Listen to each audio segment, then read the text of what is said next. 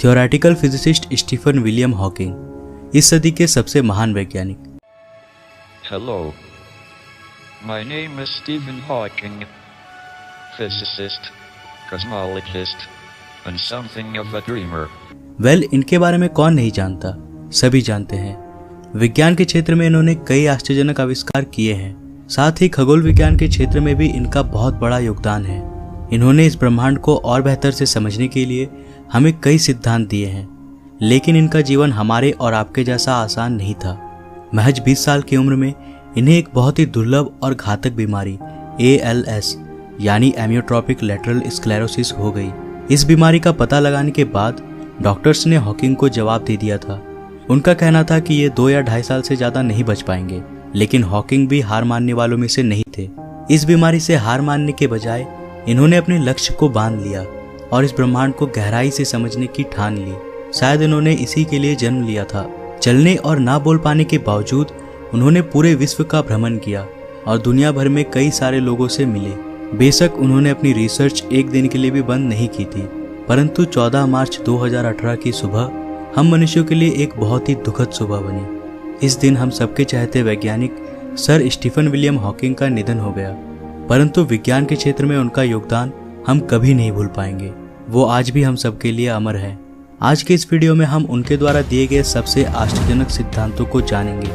तो चलिए शुरू करते हैं। Number 1, before the big bang. हमने स्कूल से ही पढ़ा है कि हमारे ब्रह्मांड का जन्म एक महाविस्फोट यानी बिग बैंग के साथ हुआ था। और अगर आप विज्ञान के क्षेत्र में थोड़ा नॉलेज रखते हो तो आपने बिग बैंग थ्योरी के बारे में सुना ही होगा। इससे केवल हमारा सौरमंडल और हमारे प्लैनेट्स या केवल हमारे मिल्की वे गैलेक्सी ही नहीं, बल्कि यह पूरा अनंत ब्रह्मांड जन्म हुआ था। पर यह सारा कुछ कहां से आया था? एक सूक्ष्म बिंदु से, जिसे हम कहते हैं सिंगुलैरिटी। सिंगुलैरिटी असल में एक अत्यंत घना सूक्ष्म बिंदु था जिसके अंदर सारा ब्रह्मांड, अंतरिक्ष, समय, भौतिकी, सारा कुछ कंप्रेस्ड था। इस बात को पचाना थोड़ा मुश्किल जरूर है, लेकिन वास्तव में हम इससे बेहतर कुछ अज्यूम नहीं कर सकते। इसी बिंदु में हुए महाविस्फोट ने इस ब्रह्मांड को जन्म दिया और इस महाविस्फोट के करीब 14 अरब वर्ष बाद इस ब्रह्मांड के एक छोटे से नीले ग्रह में रहने वाले कुछ खास वैज्ञानिकों ने इसके बारे में पता लगाया था। हालांकि इस सवाल का जवाब देना कि बिग बैंग के पहले क्या था, ये वाकई में काफी मुश्किल है और शायद कोई इसका सटीक जवाब नहीं दे सकता।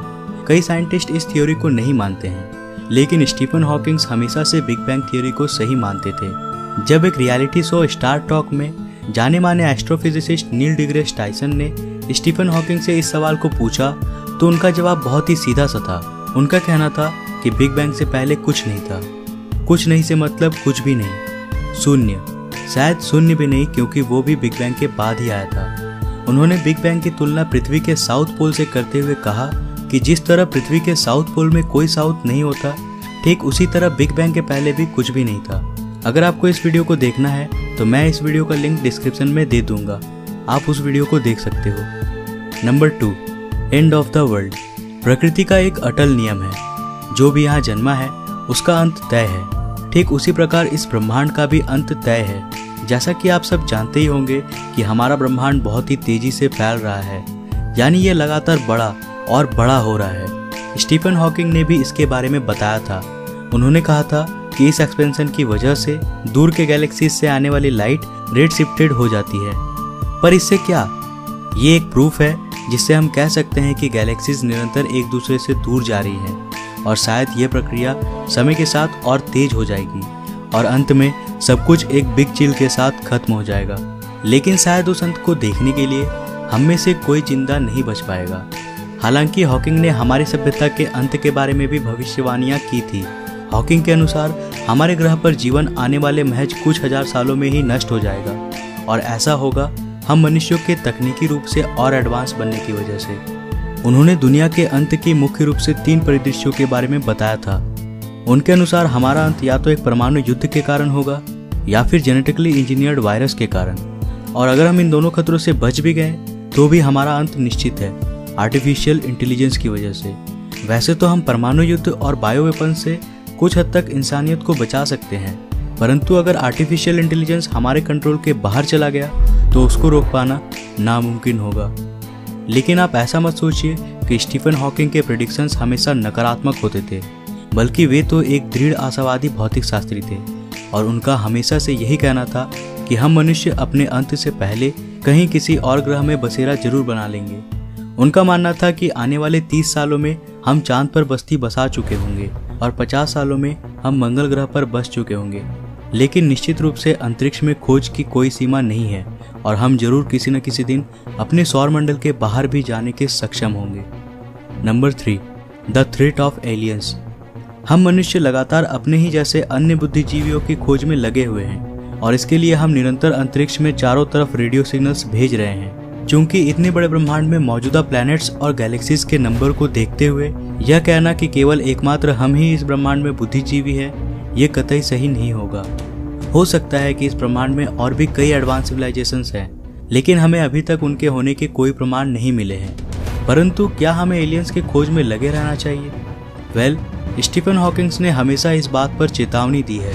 उनका कहना था कि हमें एडवांस सिविलाइजेशंस को सिग्नल्स भेजकर आमंत्रण नहीं देना चाहिए, क्योंकि हम ये नहीं कह सकते हैं कि वो सिविलाइजेशन आखिर किस स्वभाव के होंगे। अगर कोई सिविलाइजेशन हमसे ज़्यादा एडवांस होंगी तो जाहिर सी बात है कि वे हमसे दोस्ती तो नहीं करना चाहेंगे, बल्कि वे हमारे ग्रह को ईंधन के स्रोत के रूप में इस्तेमाल करना जरूर पसंद करेंगे। हॉकिंग ने कहा था कि जल्द ही हमें किसी दूर स्थित प्लैनेट से सिग्नल्स रिसीव होने वाले हैं। हालांकि हमें उसका जवाब अच्छे से सोच समझ कर देना होगा, वरना वे हमारे लिए खतरा बन सकते हैं। साथ ही हॉकिंग का यह भी मानना था कि अन्य प्लैनेट्स में जीवन शायद अभी इसके बेसिक स्टेज पे होगी, यानी बैक्टीरियाज और सिंगल सेल ऑर्गेनिज्म के रूप में। लेकिन चाहे जो भी हो, हमें किसी भी एडवांस सिविलाइजेशन को आमंत्रित करने से पहले खुद को उनके लिए तैयार करना भी बहुत जरूरी है। और अंत में number 4, the Hawking radiation. Hawking radiation या black body radiation theory Stephen Hawking द्वारा दी गई सबसे महान थ्योरीज में से एक है। इस थ्योरी को हॉकिंग ने साल 1974 में पेश किया था। इसे समझना थोड़ा सा मुश्किल है, लेकिन आइए इस थ्योरी को हम आसान भाषा में समझने की कोशिश करते हैं। स्टीफन हॉकिंग के साथ कई अन्य वैज्ञानिक भी यह मानते थे कि ब्लैक होल्स रेडिएशन एमिट करता है, परंतु आखिर ये कैसे संभव है? क्योंकि ब्लैक होल्स की ग्रेविटी इतनी अधिक होती है कि लाइट भी इससे बाहर नहीं आ सकती, तो आखिर रेडिएशन इससे कैसे बाहर आ सकता था? ये बहुत बड़ा सवाल था, परंतु हॉकिंग ने इस सवाल का जवाब ढूंढ ही लिया। आपने शायद सुना होगा, स्पेस का अधिकांश भाग एम्प्टी है। एम्प्टी मतलब पूरी तरह से खाली, लेकिन क्वांटम मैकेनिक्स के अनुसार एम्प्टी स्पेस पूरी तरह एम्प्टी नहीं होती है, बल्कि यहाँ निरंतर मैटर और एंटी मैटर के पार्टिकल्स जोड़े में आते हैं और फिर आपस में टकराकर गायब हो जाते हैं। इन पार्टिकल्स को वर्चुअल पार्टिकल्स कहा जाता है। यह प्रक्रिया निरंतर चलता रहता है और हम इसे नहीं देख पाते हैं, क्योंकि ये बहुत ही माइक्रोस्कोपिक लेवल पे होती है और बहुत फास्ट होती है। परंतु जब यह प्रक्रिया किसी ब्लैक होल के इवेंट होराइजन के पास हो, तब क्या होगा? ये मैटर और एंटी मैटर हमेशा पॉजिटिव तथा नेगेटिव के जोड़े में आते हैं, यानी इनमें से एक पॉजिटिव होगा तो दूसरा वाला नेगेटिव। जब ये किसी ब्लैक होल के इवेंट होराइजन के पास होते हैं, तब इनमें से नेगेटिव पार्टिकल ब्लैक होल के अंदर चला जाता है और पॉजिटिव पार्टिकल ब्लैक होल के बाहर चला जाता है। ये दोनों अब वर्चुअल पार्टिकल से रियल पार्टिकल बन जाते हैं। यहाँ पर ब्लैक होल इस तरह से कुछ एनर्जी लूज करता है, पर यह प्रक्रिया बहुत ही धीमी होती है, यानी करीब 10,000 अरब वर्ष में एक ब्लैक होल अपने मास का केवल 0.000001% मास को लूज करेगा। लेकिन जैसे जैसे ब्लैक होल का साइज छोटा होता जाएगा, यह प्रक्रिया और तेज होता जाएगा और अंत में ये एक बहुत बड़े विस्फोट के साथ सारा रेडिएशन एक साथ उगल देगा और सब कुछ पूरी तरह से खत्म हो जाएगी। पर यहाँ पर एक प्रॉब्लम है। यहाँ ब्लैक होल ब्रह्मांड के एक मौलिक नियम को तोड़ रहा है। आखिर वो सारा मैटर कहाँ जाएगा जिसे ब्लैक होल ने निगला था?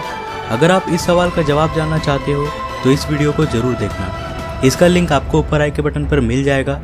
साथ ही मैं डिस्क्रिप्शन और कमेंट सेक्शन में भी इसका लिंक दे दूंगा। तो आज के लिए बस इतना ही। अगर आपको यह वीडियो पसंद आया तो इसे लाइक करिए।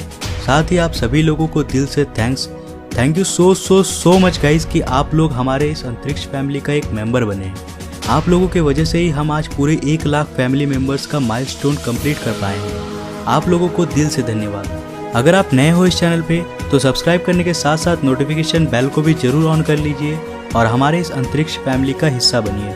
मैं मिलता हूँ फिर से एक नए वीडियो के साथ, तब तक के लिए बाय।